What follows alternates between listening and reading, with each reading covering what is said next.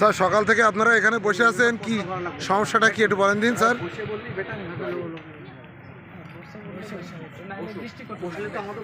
না আমরা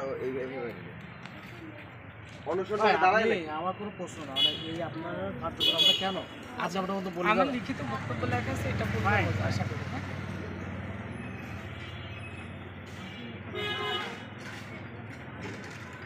আসসালামু আলাইকুম।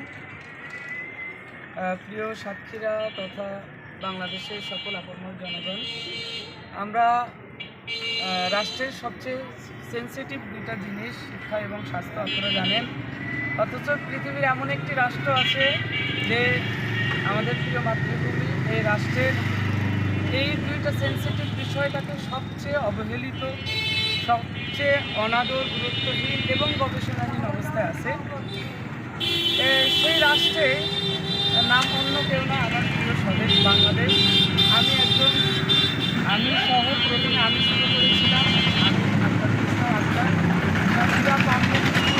আমি কলেজ, যদিও এটা কোনো কলেজ না, নাম দেওয়া হচ্ছে।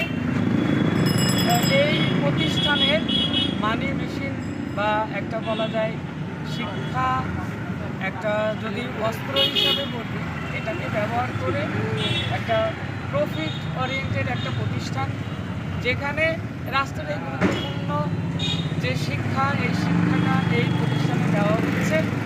আর আমরা দুজন শিক্ষক ভিত্তিক, শুধু এই দুইজন না, আমি সবচেয়ে জুনিয়র। আমার অন ফাইন মর্নিংয়ে বৃহস্পতিবার আমাদের লাস্ট কর্মদিবস, আমরা ক্লাস শেষ করলাম ডিসেম্বরের লাস্ট ক্লাস। আমরা শনিবারে পরীক্ষা 6 তারিখে, আমি 4 তারিখ বৃহস্পতিবার, 6 তারিখের কথা বলছি। বৃহস্পতিবারে বেতন নিয়ে গেলাম, 6 তারিখে পরীক্ষা ডিউটি দিতে আসলাম।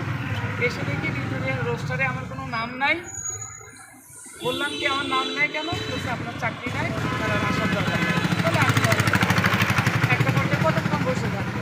তখন আমি বললাম যে দেখেন, একটা ধরেন আপনার চাকরি নাই, একটা প্রাইভেট প্রতিষ্ঠান, আপনার স্বাধীন, আপনি কাউকে রাখতে পারেন বা না পারেন, এটা আপনার স্বাধীন ইচ্ছা, কারণ আপনার প্রফিট ওরিয়েন্টেড একটা প্রতিষ্ঠান। কিন্তু আপনার অন্তত পক্ষে রাষ্ট্রের একটা নিয়ম, রাষ্ট্র বলেন, ইন্টারন্যাশনাল ল বলেন, আপনার আমি লেবার লর কথা বলছি 2006 অনুযায়ী, যে 120 দিন পূর্বে তাকে অবহিত করতে হবে, নোটিশ, অফিসিয়াল নোটিশ। আমি ধরুন অফিসিয়াল নোটিশও না, অ্যাটলিস্ট অবগত করতে হবে যে আপনার পারফরমেন্স খারাপ। আমি যখন শুনলাম স্যার আমার বিরুদ্ধে অ্যালিগেশনটা, বলছে আপনার বিরুদ্ধে কোনো অ্যালিগেশন বলতে আমাদের কিছু অবজারভেশন গার্ডিয়ানরা বলতে হচ্ছে যে আপনার পারফরমেন্স খারাপ হচ্ছে, স্টুডেন্টরা বলতেছে পারফরমেন্স খারাপ হচ্ছে। বলছে পারফরমেন্স খারাপ হচ্ছে, আমি আপনাকে বৃহস্পতিবারে বেতন নিয়ে গেলে আমার চাকরি নাই। তাহলে একটা রাষ্ট্রে ধরেন একটা গুরুত্বপূর্ণ শিক্ষা প্রতিষ্ঠান, এখানে একটা জমিদারি প্রথা, যে আপনার ভালো লাগছে না আমি বাদ দিলাম। তাহলে এই যে প্রথা, এই প্রথার তো একটা সমাধান দরকার। ধরেন বাংলাদেশে এখন আমার মতো সুমারির মতো 65,000 প্রাথমিক বিদ্যালয়, টোটাল মিলে ধরেন 1 লক্ষ প্রতিষ্ঠান আছে। কিন্তু 1 লক্ষ প্রতিষ্ঠানেরও কয়েক গুণ, ব্যাঙের ছাতার মতো লক্ষ লক্ষ প্রাইভেট প্রতিষ্ঠান আছে। এই প্রাইভেট প্রতিষ্ঠানে আমার এই শিক্ষা প্রতিষ্ঠানে যদি 40-50 জন শিক্ষক থাকে, 700-800 স্টুডেন্ট থাকে, এতগুলো শিক্ষক, মানে এটার মাল্টিপ্লাই, তাহলে 50 লক্ষ টিচার। আমার মাল্টিপ্লিকেশন হয়তো ভুল হবে, কিন্তু এদের সিকিউরিটি আমার ভালো লাগলো না, আমি চাকরি থেকে বের করে দিলাম। আর তোমার এখন এখানে ভালো না লাগার সূত্রটা কি? আমরা দেখি যে আপনি অবাক হবেন, আমরা যখন এই শিক্ষা প্রতিষ্ঠানে, আমরা একজন শিক্ষক, আমরা নীতি নৈতিকতা শিক্ষা দেই। এই নীতি নৈতিকতার শিক্ষা যখন ক্লাসরুমে দিতে যায়, আমরা দেখি এই শিক্ষা প্রতিষ্ঠান অনৈতিকভাবে ধরে আছে, অনৈতিকভাবে এই